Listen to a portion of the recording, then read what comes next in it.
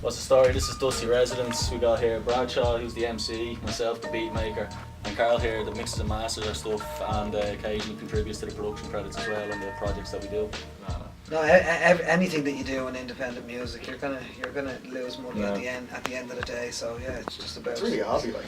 Yeah, it's doing these gigs is a good night out. You're not making money off them, obviously. You're not getting paid to do a gig. No. It's a good night out. Exactly. You know, and you're getting a bit of respect, whatever. For it. So. Basically, I get a buzz off even just like if I check out who download our music and there's like two downloads this week. I get a buzz off the fact that that's 2 extra people that probably sat down that week and listened to our project through. I mean, we put a lot of effort into it in terms of hours, in terms of money, in terms of everything, but at the same time we had the option to kind of selling it on Bandcamp for 10 or 15 as a lot of people do.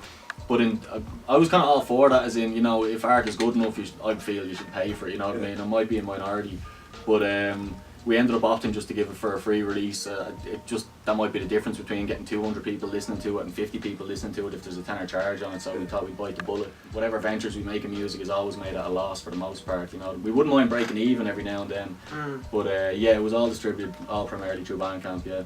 If you're willing to put in the effort and the time again to promote the music in order to get the returns back, nobody's going to pay €10 for something that they haven't heard before. So the fact that like every time we go into the studio we're down cash, so I mean by the time an album's probably completely dusted off, I mean give or take here, but we've probably thrown in about kind of 250, 300 each.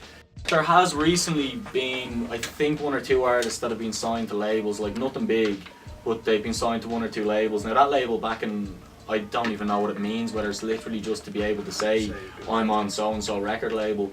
I mean, even if people are on, I know people that are on record labels and it's the exact same as working independent. From what I can see, I might be proved wrong later down the line, but for the moment it's meaningless. If you're signed, unless you're signed to something, if you actually break through, I don't think a breakthrough would be on the cards for us or 90% of the artists out there.